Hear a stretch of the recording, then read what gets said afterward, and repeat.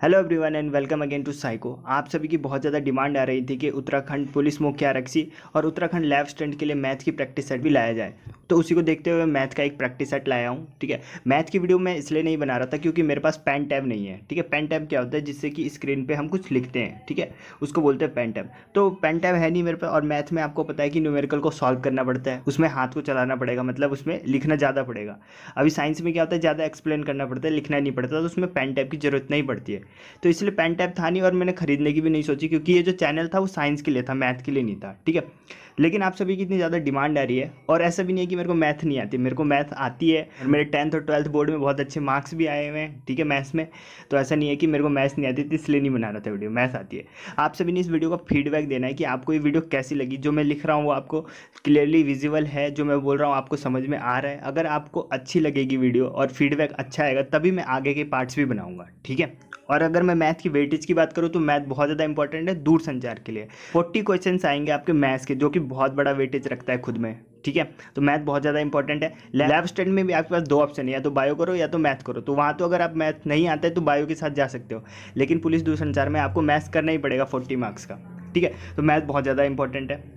तो बेसिकली इस वीडियो में हम क्या करने वाले हैं, इस वीडियो में हम कुछ इंपॉर्टेंट एमसीक्यू को सॉल्व करेंगे, जो एमसीक्यू मैंने 4 चैप्टर से बनाए हैं। कौन से 4 चैप्टर हैं, तो 11th क्लास की set theory, permutation, combination, trigonometry और प्रोबेबिलिटी यानी कि प्रायिकता। इन 4 चैप्टर से मैंने क्वेश्चंस को लिए हैं। ठीक है, आज के जो क्वेश्चन है वो आपको इजी टू मॉडरेट लगेंगे। ठीक है, क्योंकि पहली क्लास है, ऐसे क्वेश्चन नहीं डालना चाह रहा था मैं जो आपके सिर के ऊपर से जाए। ठीक है, क्योंकि मैंने अभी तक आपको कुछ भी नहीं बताया मैथ्स में, तो पहली क्लास है, इसमें आपको इजी टू मॉडरेट क्वेश्चन मिलेंगे। इसमें मैं आपको चीज़ों को समझाने की कोशिश करूंगा कि सेट क्या होता है, ये वगैरह वगैरह। ठीक है, बेसिक्स टर्म्स देखेंगे, बेसिक्स क्वेश्चन होंगे। ठीक, और ऐसा भी नहीं है कि ये सभी क्वेश्चन आपके एग्जाम के लिए इंपॉर्टेंट नहीं है, ये सभी क्वेश्चन आपके एग्जाम के लिए बहुत ज़्यादा इंपॉर्टेंट है, क्योंकि यदि आपका बेसिक क्लियर होगा तो आप कोई सा भी कितना भी हार्ड क्वेश्चन हो उसे सॉल्व कर सकते हो। ठीक है, तो बातें बहुत ज़्यादा हो गई, पहले क्वेश्चन को शुरू करते हैं। और आपने फीडबैक जरूर देना है, आपके फीडबैक के ऊपर ही डिपेंड करेगा कि आगे के पार्ट आएंगे या नहीं आएंगे। ठीक है, पहला क्वेश्चन देखते हैं। पहला क्वेश्चन क्या है, पहला क्वेश्चन है कि एम्प्टी सेट इज, रिक्त समुच्चय क्या है। Option number A infinite set है, बी है फाइनिट है, अननोन सेट है, या फिर यूनिवर्सल सेट है। ठीक है, तो एम्प्टी सेट क्या होता है, देखिए पहली बात तो सेट होता क्या है, समुच्चय होता क्या है। तो समुच्चय चीज़ों का समूह होता है जिनमें समान गुण होते हैं। मतलब जैसे मैं बोल सकता हूँ कि सेट हो गया नेचुरल नंबर का, natural number 1 2 3 4 5 dash dash dash. इसमें क्या है, नंबर्स हैं, और कैसे नंबर है, मतलब गुण क्या है इनका, कि ये सभी नेचुरल नंबर है। ठीक है, एक सेट बनाया मैंने 2 4 6 8 10। ठीक है, ये बनाया, तो इसमें क्या है, इसमें भी नंबर है, लेकिन इसमें गुण क्या है कि ये सभी क्या है, इवन नंबर है। ठीक है, ये सभी क्या है, सम संख्या है। ठीक है, एक एक सेट मैंने बनाया ए ई आई ओ यू, एक ये सेट बनाया, तो ये क्या है, लेटर का सेट है, लेकिन इसमें गुण क्या है कि ये सभी क्या है, वोवल्स हैं।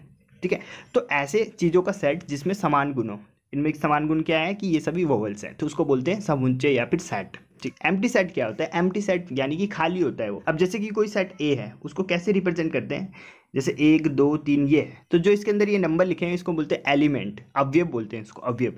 इसके अंदर कितने अवयव है, 1 2 3 अवयव है, 3 अवयव है। पर अगर कोई सेट ऐसा हो जिसके अंदर एक भी अवयव ना हो, खाली हो, जो अवयव खाली हो, जिसमें एक भी अवयव ना हो, 0 अवयव हो, तो उसको क्या बोलेंगे, हम उसी को बोलते हैं एम्प्टी सेट। ठीक है, रिक्त समुच्चय। रिक्त समुच्चय को किससे रिप्रेजेंट करते हैं, फाई से। ये याद रखना, ये क्वेश्चन पूछा गया है एक एग्जाम में कि रिक्त समुच्चय यानी एम्प्टी सेट को किससे रिप्रेजेंट करते हैं, फाई से रिप्रेजेंट करते हैं। अब देखिए क्वेश्चन में क्या बोला था कि empty set is a, option number A infinite set. Infinite set होता है क्या, इनफाइनिट सेट नहीं होता है। इनफाइनिट मतलब कि अनंत, इसके अंदर अनंत नहीं है, इसके अंदर क्या है, एक भी नहीं है, खाली ही है। ऑप्शन नंबर बी है फाइनिट सेट होता है कि, हाँ फाइनिट सेट होता है। ये क्या है, फाइनिट है, मतलब इसकी कोई वैल्यू है, वैल्यू क्या है कि इसमें 0 एलिमेंट है, तो ये क्या है, एक फाइनिट सेट है। तो ऑप्शन नंबर बी इसका करेक्ट हो गया। एम्प्टी सेट हमेशा क्या होता है, फाइनिट सेट होता है। ठीक है, इनफाइनिट नहीं होता, और अननोन तो होता नहीं, यूनिवर्सल तो होता नहीं। ठीक है, यूनिवर्सल अभी आगे देखेंगे क्या होता है। नेक्स्ट क्वेश्चन देखिए, नेक्स्ट क्वेश्चन है क्वेश्चन नंबर 2 कि लेट यू क्या है, यहाँ पे यूनिवर्सल सेट है। ठीक है, कि इसकी वैल्यू दे रखी 1 2 3 4 5, और एक दूसरा सेट दे रखा ए जिसकी वैल्यू है 2 3 4। वैल्यू मतलब कि एलिमेंट मतलब अवयव। ठीक है, तो ए के अवयव क्या है, 2 3 4। तो हमसे पूछा है कॉम्प्लीमेंट सेट ऑफ ए। ठीक है, उसका पूरक समुच्चय पूछा गया है। ठीक है, कॉम्प्लीमेंट सेट क्या होता है, देखिए जैसे कोई सेट ए है, इसका कॉम्प्लीमेंट सेट क्या होता है, तो देखिए एक होता है यूनिवर्सल सेट, यूनिवर्सल सेट जिसमें सब कुछ होता है, यूनिवर्सल सेट। और देखिए ऐसे समझते हैं वेन डायग्राम से, जब भी आपको सेट समझ में ना आए तो वेन डायग्राम बना लो। ये कोई यूनिवर्सल सेट है, यूनिवर्सल सेट यानी कि इसमें सब कुछ है, और एक सेट ए है, जब इसमें सब कुछ है तो ए भी होगा इसमें ही। ठीक है, एक सेट ए है। अब कॉम्प्लीमेंट क्या होता है, जैसे ए का कॉम्प्लीमेंट सेट निकालना है हमें, तो वो वैल्यू जो यूनिवर्सल सेट में हो लेकिन ए में ना हो, मतलब ए में ना हो लेकिन यूनिवर्सल सेट में हो। मतलब कि कौन सा पार्ट होगा कॉम्प्लीमेंट इसका, जो ये खाली बच गया ये वाला पार्ट, ये वाला पार्ट क्या होगा, कॉम्प्लीमेंट होगा, कॉम्प्लीमेंट सेट। इसको हम न्यूमेरिकल वे में समझते हैं, जैसे ये क्वेश्चन में ही दे रखा यूनिवर्सल सेट हमें क्या दे रखा है, यू दे रखा हमें कि 1 2 3 4 5 दे रखा है, ठीक है, और ए दे रखा है हमें, ए कितना दे रखा है, 2 3 4। अब कॉम्प्लीमेंट पूछा गया, तो मैंने क्या बोला, कॉम्प्लीमेंट क्या होता है, जो ये तो नहीं होंगे, ये जो ए की वैल्यू जो है, ये जो ए के अवयव है ना, ये तो बिल्कुल भी नहीं होंगे।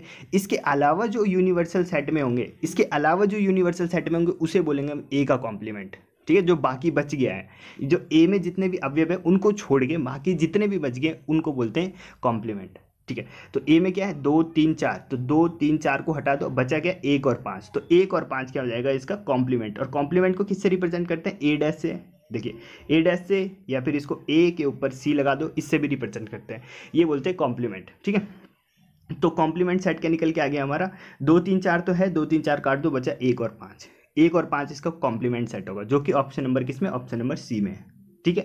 कॉम्प्लीमेंट सेट समझ में आ गया आपको। नेक्स्ट क्वेश्चन देखते हैं।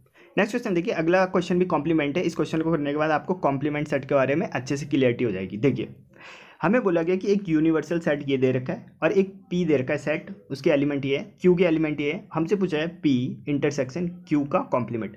अब ये पहले बता देता हूँ, इंटरसेक्शन एक होता है इंटरसेक्शन, एक होता है यूनियन। इंटरसेक्शन का मतलब कॉमन, जो दोनों में कॉमन हो उसको बोलते हैं इंटरसेक्शन। यूनियन मतलब कि कॉमन प्लस अनकॉमन, जो कॉमन होंगे वो भी लो और जो अनकॉमन है, जो कॉमन नहीं है उनको भी ले लो, तो वो होता है यूनियन, ठीक है। अभी समझ में आ जाएगा धीरे धीरे। तो देखिए हमसे बोला कि उसने निकालना है, हमसे पूछा उसने कि ये निकालो P इंटरसेक्शन Q का कॉम्प्लीमेंट। तो सबसे पहले Q का कॉम्प्लीमेंट ही निकाल लेते हैं। Q क्या है, ये Q के एलिमेंट क्या है, 6 और 7। कॉम्प्लीमेंट कैसे निकालेंगे, क्या बोला तुमने, जो Q के एलिमेंट है उनको छोड़ के बाकी जितने भी हैं किस में, यूनिवर्सल सेट में, वो सब क्या होंगे, उसके कॉम्प्लीमेंट होंगे। तो यूनिवर्सल सेट ये है, उसमें 6 और 7 को छोड़ के बाकी जितने भी होंगे Q के कॉम्प्लीमेंट। Q कॉम्प्लीमेंट क्या हो जाएगा, 1 2 3 4 5 6 तो है नहीं, 7 है नहीं, 8 9 और 10, ये आ गया आपका Q का कॉम्प्लीमेंट। पर उसने Q का कॉम्प्लीमेंट नहीं पूछा, उसने बोला कि P इंटरसेक्शन Q का कॉम्प्लीमेंट ये निकालो, ठीक है। तो कैसे निकालेंगे, देखिए P क्या है, P है हमारा 1 2 और 5, 1 2 5। Q का कॉम्प्लीमेंट अभी हमें नहीं निकाला, क्या निकाला, 1 2 3 4 5 तो है, 6 7 नहीं है, 8 9 और 10, यही बोल रहा था मैं, लिखने में प्रॉब्लम हो रही है, ओके। अब देखिए इंटरसेक्शन निकालना है ना इन दोनों के बीच। इंटरसेक्शन मैंने क्या बोला, जो कॉमन है। अब देखिए कॉमन क्या है इसमें, 1 है यहाँ, 1 यहाँ भी, 2 यहाँ है, 2 यहाँ भी, 5 यहाँ है, 5 यहाँ भी। तो इन दोनों के बीच का इंटरसेक्शन क्या निकला, P इंटरसेक्शन Q कॉम्प्लीमेंट क्या निकला, 1 2 और 5, ये आ गया हमारा आंसर। लेकिन ऑप्शन में देखेंगे तो ये तो है ही नहीं।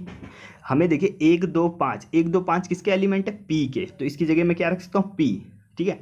तो P intersection Q complement is equal to क्या आ गया, P आ गया। तो हमारा ऑप्शन नंबर ए करेक्ट हो गया, ठीक है। इजी क्वेश्चन था, समझ में आ गया। नेक्स्ट क्वेश्चन देखते हैं। नेक्स्ट क्वेश्चन है, order of the power set PA of a set A of order n is equal to. देखिए पावर सेट के बारे में पूछा गया। पावर सेट क्या होता है, पावर सेट का ऑर्डर क्या होता है, पहली बात देखिए, कोई सेट A है, ठीक है, A के अंदर एलिमेंट है 1 2 3, 3 एलिमेंट मान के चलिए, ठीक है। इसके अंदर कितने एलिमेंट है, 3 एलिमेंट। अगर मैं बोलूँगा इसका पावर सेट बताओ, तो पावर सेट क्या होता है इसका, 2 की पावर n, 2 की पावर n, जहाँ पे n क्या होता है, number of element of that set. जैसे इस सेट की अगर मैं पावर सेट बनाऊँ, A का पावर सेट बनाऊँ, तो पावर सेट क्या बनेगा, इसमें एलिमेंट कितने, 3, तो 2 की पावर 3 करूँगा तो कितना आ जाएगा, 8 आ जाएगा, ठीक है, 8 आ जाएगा। हमसे पूछा उसने ऑर्डर ऑफ पावर सेट क्या होता है, तो अभी बताया मैंने 2 की पावर n होता है, 2 की पावर n, जो कि आपका ऑप्शन नंबर सी में है, ये होता है पावर सेट, ठीक है। नेक्स्ट क्वेश्चन देखिए। नेक्स्ट क्वेश्चन है the number of element in power set of the set इतना। हमसे नंबर ऑफ एलिमेंट पूछा है पावर सेट में, और वो ये पावर सेट किसका है, इसका है, S का। देखिए S इज इक्वल टू 1 2 3 दे रखा, और इसका बोला है इसके पावर सेट में कितने एलिमेंट होंगे। तो कैसे निकालेंगे, 2 की पावर n, 2 की पावर n, जहाँ पे n क्या होता है, इस सेट का जितने भी एलिमेंट होते हैं उसके नंबर। इस सेट में कितने नंबर है, 3 नंबर है, तो 2 की पावर 3, 2 की पावर 3 यानी 8। इसके पावर सेट में कितने एलिमेंट होंगे, 8 होंगे, ऑप्शन नंबर बी करेक्ट, ठीक। नेक्स्ट क्वेश्चन देखिए। नेक्स्ट क्वेश्चन है, which of the following 2 set are equal. निम्न में से कौन से 2 समुच्चय बराबर है, ठीक है। दो समुच्चय बराबर कब होंगे? जब दोनों के एलिमेंट यानी दोनों के अवयव क्या होंगे? बराबर होंगे। तो देख लेते हैं ऑप्शन नंबर ए में। देखिए सेट ए है, उसमें है 1 और 2, सेट बी में केवल 1 है, ठीक है। तो ये बराबर नहीं हो सकता है। क्यों नहीं हो सकता? क्योंकि बी में 2 होना चाहिए था, नहीं है इसमें।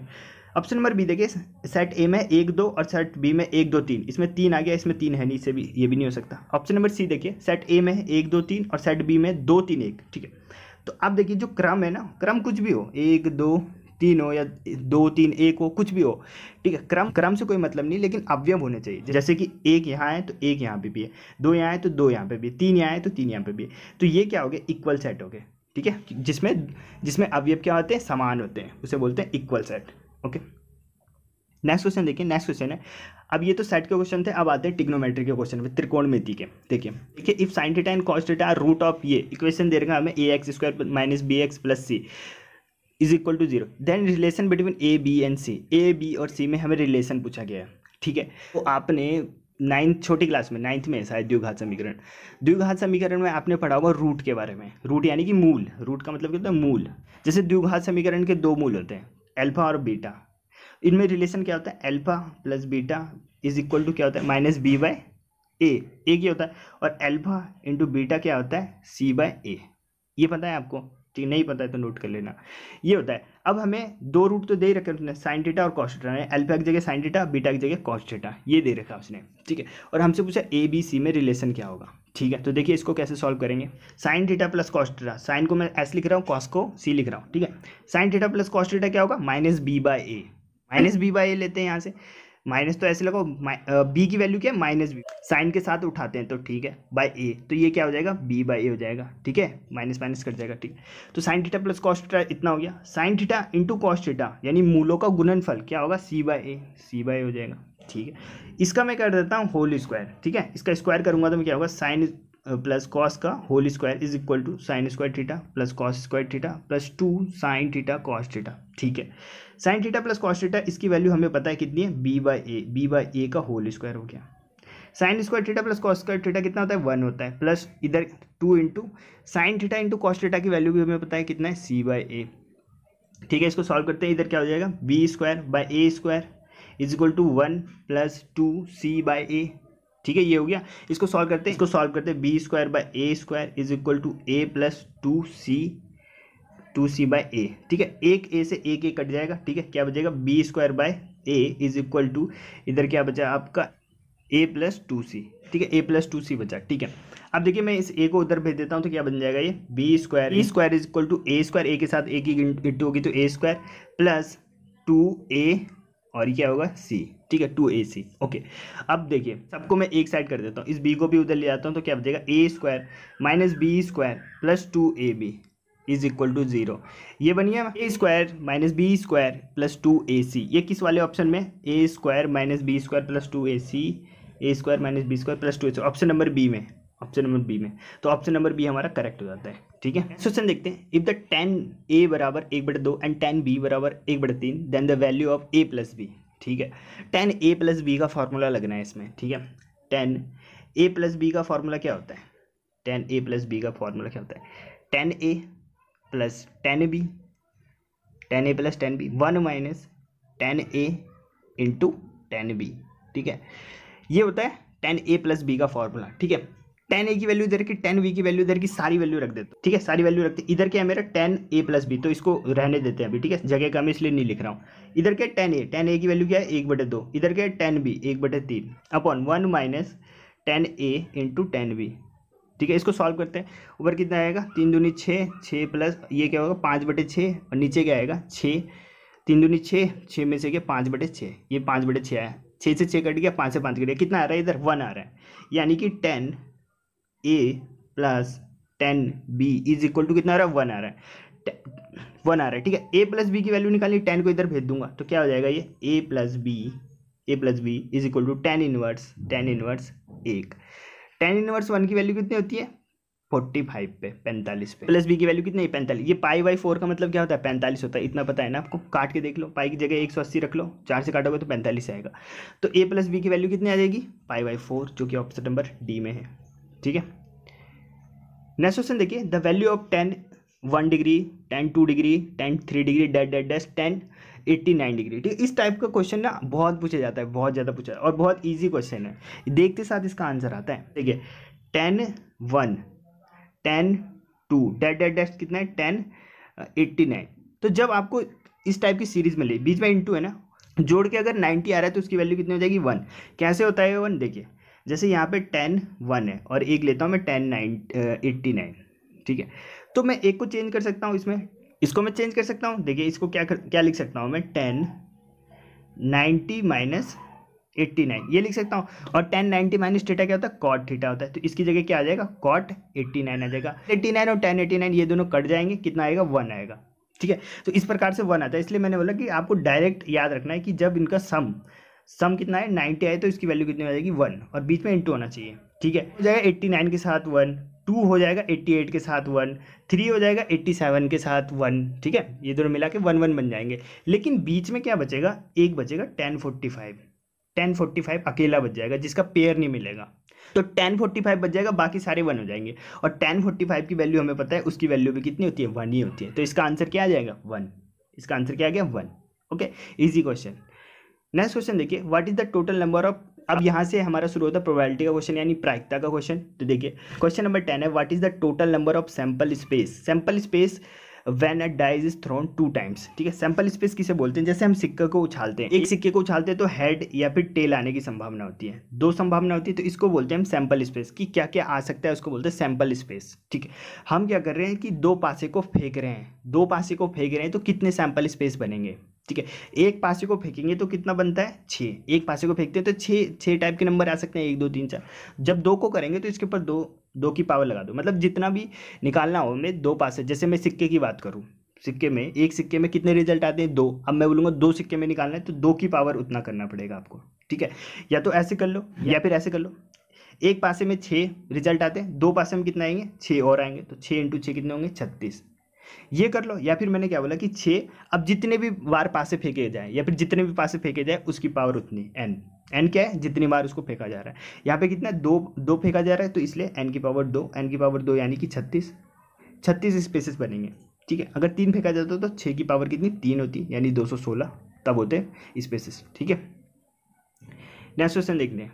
नेक्स्ट क्वेश्चन है, what is the total number of sample space when coin is toss and a dies is thrown. ठीक है, सैंपल स्पेस पूछा गया है दोबारा, लेकिन इस बार क्या बोला कि एक सिक्के को भी उछाल रहे हैं और एक पासा भी फेंक रहे हैं, तब कितने सैंपल स्पेस बनेंगे। तो देखिए एक पासे को फेंकने में कितने सैंपल स्पेस आ रहे हैं 6, अभी देखा हमने, और एक सिक्के को फेंकने में कितने आ रहे हैं 2, तो 6 × 2 यानी कि 12। ठीक है, कितने आएंगे 12 सैंपल स्पेस बनेंगे इसमें, ऑप्शन नंबर बी। ठीक है, नेक्स्ट क्वेश्चन देखिए, 3 identical dice are rolled, what is the probability that the same number will appear on each time. 3 पासे को एक साथ फेंका गया, इसकी क्या प्रायिकता है कि तीनों पर समान अंक वो हो, अपीयर हो। ठीक है, समान अंक आए तो इसकी क्या प्रायिकता होगी। देखिए प्रायिकता कैसे निकालते हैं, जो हमें प्रायिकता निकालनी है बटे टोटल सैंपल स्पेस, उसको बोलते हैं प्रायिकता। ठीक है, तो प्रायिकता निकालते हैं हम इसकी, हमें बोला गया 3 डाइस को फेंका जा रहा है, एक डाइस को फेंकने में कितना आ रहा था 6, 3 को फेंकना है 6 × 6 कितना आएगा 216, तो टोटल स्पेस कितने हुए 216। हमसे बोला गया है कि इसकी प्रायिकता बताओ कि तीनों पे समान अंक आए। तीनों में समान अंक आने का मतलब क्या है कि जैसे कि एक पे 1 आया, दूसरे पे भी 1 आया, तीसरे पे भी 1 आया, तो ये तीसरे पे भी 1 आया, इसको बोलते हैं समान। अब देखिए एक थोड़ी ना आ सकता है, जरूरी है कि 2 आए, 3 आए, 4 आए, 5 आए, 6 आए। ठीक है, मतलब 6 तक आ सकते हैं, है ना, सब पे 1 आ जाए या फिर सब पे 2 आ जाए या फिर सब पे 3 आ जाए। तो ऐसी कितनी पॉसिबिलिटी बन सकती है 6, टोटल 6 ही तो बन सकती है कि सब पे 1 आ जाए, तीनों पे 1 आ जाए या फिर तीनों पे 2 आ जाए, तीनों पे 3 आ जाए, ऐसे टाइप के 6 बन सकते हैं। ठीक है, तो ये बन जाएगी हमारी प्रायिकता। 6 से इसको काटेंगे कितनी बार में जाएगा 36 बार में, 1/36 आ गई हमारी प्रायिकता। और किसी चीज़ की ना होने की प्रायिकता निकालते हैं तो क्या करते हैं 1 से घटा देते हैं। होने की प्रायिकता और ना होने की प्रायिकता दोनों का योग करते हैं तो कितना आता है 1 आता है। तो अगर हमसे पूछता कि ना होने की प्रायिकता तो 1 में से घटा दो होने की प्रायिकता। ठीक है, बेसिक बता रहा हूँ। नेक्स्ट क्वेश्चन देखिए, नेक्स्ट क्वेश्चन है, अ डाइस इज रोल्ड, फिर से एक पासे को फेंका गया, what is the probability that an even number is obtain. इसकी क्या प्रायिकता है कि एक सम संख्या आएगी। ठीक है, एक पासे को फेंका गया तो कितने आएंगे उस पर स्पेसेस 6 पॉसिबिलिटी बन सकती है। हमसे पूछा है सम क्या होता है 2 4 और 6, यही तो होता है सम, यानी पॉसिबिलिटी कितनी 3 संख्याओं का, तो 3 से काटेंगे 6 को कितना 1/2, तो 1/2 उसकी प्रायिकता है कि सम संख्या आएगी। ठीक है, इसका ऑप्शन नंबर ए सही हो गया। अगला क्वेश्चन देखिए, परम्यूटेशन एंड कॉम्बिनेशन से, the number of ways in which 8 student can be seated in a line. हमें बताना है नंबर ऑफ वे जिसमें हम 8 छात्रों को एक पंक्ति में बैठा सकें। ठीक है, 8 छात्रों को हमें एक पंक्ति में बैठाना है। हमसे ये नहीं बोला गया कि कैसे बैठाना है, मतलब हमने कोई कंडीशन नहीं दी गई कि 2 छात्रों को ऐसे बैठाना है या फिर बीच में लड़की होनी चाहिए, ऐसा कुछ नहीं बोला गया है। ठीक है, तो जब हमें सिंपल बोला जाए कि इतने छात्रों को एक लाइन में बैठाना है, तो उसका क्या निकाल देंगे, फैक्टोरियल निकाल देंगे। 8 का फैक्टोरियल निकाल दो।